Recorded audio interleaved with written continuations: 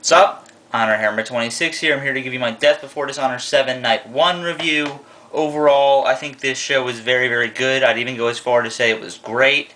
So let's get right to it. Opening match of the night, we got Generico versus Sonjay Dutt. I think this match was good. A good opener. A lot of good spots and just a lot of... actually, the crowd was really into this because even though his gimmick says he's Mexican, as many of you know, El Generico is Canadian. So...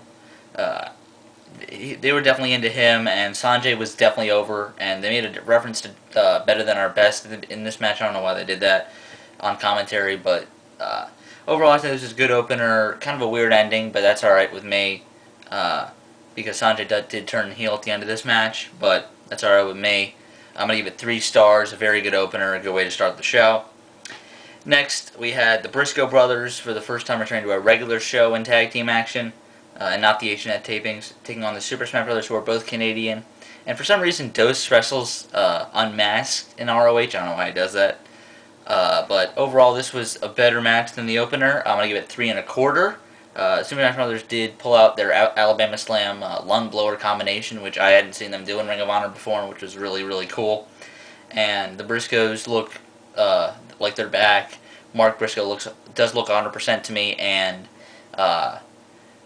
Jay does look good as always, so it's just a good tag team match here, a good undercard match, and definitely a little better than I expected. I expected around 3 stars. I'm going to give it 3 1/4. Next, we got the worst match of the night, and D'Lo Brown versus Frankie the Mobster. Okay, Frankie the Mobster. Where do I start about this guy? For those who don't know who he is, he's very muscular. He is Canadian, which is why he's probably on the show, but I just don't like him all that much. He's just...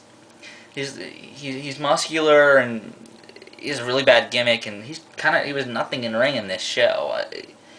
He had a couple good moves, but he was just like, I just didn't like it. And D'Lo tried to help him out, but it didn't do all that much, and this was pretty painful to watch. And it was just, it wasn't even okay. It was kind of bad. It was not good. I'm gonna give it a 1.5 stars. I think I'm being generous with that, but. Because D'Lo tried his best to help Frankie the Mobster, but just did not do all that well. Did not like it.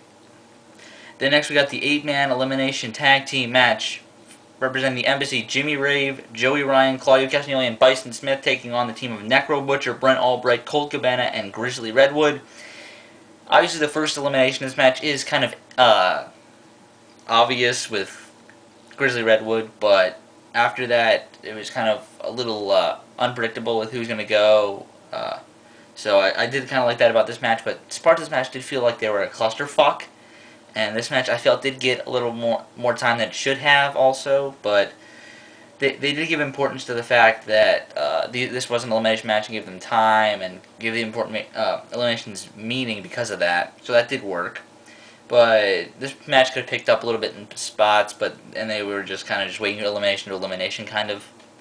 And the last kind of 4 eliminations or 3 kind of having one right after the other, which I don't think.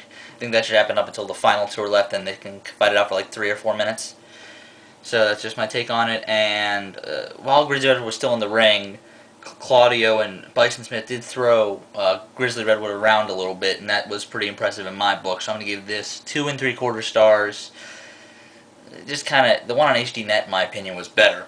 So, even though Nana was in it, I give that one 3 1/2. I'm going to give this one 2 3/4 because it was just kind of just there, honestly.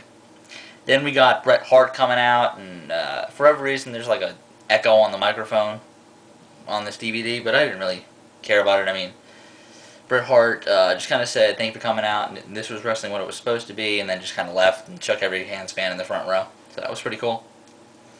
Then we got Kenny King versus Kenny Omega. This was match of the night to that point, but there were still some faults in this match. I felt that there was too much Rhett Titus interference. I mean, once or twice is good, but it went a little more than that, and I didn't like that at all.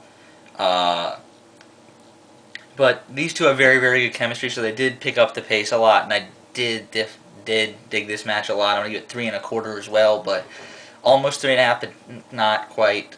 This was still a good match, and Kenny King was, not Kenny King, but Kenny Omega was definitely over because he's rumored to be facing Austin Aries next night. It didn't happen, but he's definitely a Canadian-born talent and definitely a good talent at that. So 3 1/4. Next, we got the Pro Wrestling return of Lance Storm, teaming with Kevin Steen, kind of a Canadian team, to take on the team of Chris Hero and Davey Richards. This was match night to that point as well, and I'm going to go as far as to say this was, was this match? Yeah, I'm going to say this is match of the night. 4 stars, great match here. Lance Storm has not missed a step. He busted his butt in this match, and I was very impressed by him. Chris Hero come back from Japan. This is his first Ring of Honor appearance where he doesn't wear a shirt, so that kind of was weird that he didn't wear a shirt, but he still looked very impressive, and he was in very good shape. And Kevin Steen was his good self as always, and Davey Richards as well was his good self as always. And I definitely got to see a little bit of a Storm and Richards work together, which I had always wanted to see. And then Hero and Storm kind of played off the fact that they're facing each other the next night, and with the Steen and Richards feud also worked in this, so this was a great match storyline-wise, and actually in ring-wise as well, and I was very into it. A lot of pure wrestling, which I like to see on this show. So there's that. Next we got the main event, which is an ROH World Title 4-corner survival. Austin Aries versus Tyler Black versus Jerry Lynn versus Nigel McGuinness. This is also 4 stars, but I like the tag team match a little better. But this match definitely had its spots, and definitely all 4 of these guys kind of have good chemistry. Everyone in this match has good chemistry with the other one in this match. So, especially Austin Aries. I mean, Austin Aries did have another promo which was great before this match, which is kind of now a tradition before one of his matches. He did it in Detroit, did it in Chicago, and now he did it in Toronto. So, this is just a great match. I hate to get hate. Nah, actually, I'll hold on that for a minute. But Jerry Lynn did look very impressive here, but even though he did have his haters in the crowd, Nigel McGuinness did show that he was back for the time being. But I'll get to that in a minute. And Tyler Black definitely did a good job, and Aries was himself, and shows why the reason why he's having, I think, a great Ring of Honor title reign right now, and having one of the best characters in wrestling right now, if not the best character in wrestling right now. But I hate to give out spoilers, but Austin Aries wins this match. I mean, if you're a Ring of Honor fan, you would know that. But coming off the top rope to hit the 450 to end the match, the top rope kind of broke, or the top turnbuckle kind of broke, and he slipped off and then hit a front flip leg drop instead, which was very impactful and looked actually kind of real, even not because pro wrestling is determined, but looked a little more impactful than usual. Kind of hit it on the sternum instead of on the face like a usual front flip leg drop is, and Nigel McGuinness was not moving, and this is why he didn't. I think this is where he got injured and didn't compete the next night because of that. But overall, it was still a good match. Great match, even 4 stars, and this is a great show. I'm gonna give it an 8.0. I was very had a lot of I was very impressed watching the show and had a lot of fun watching it.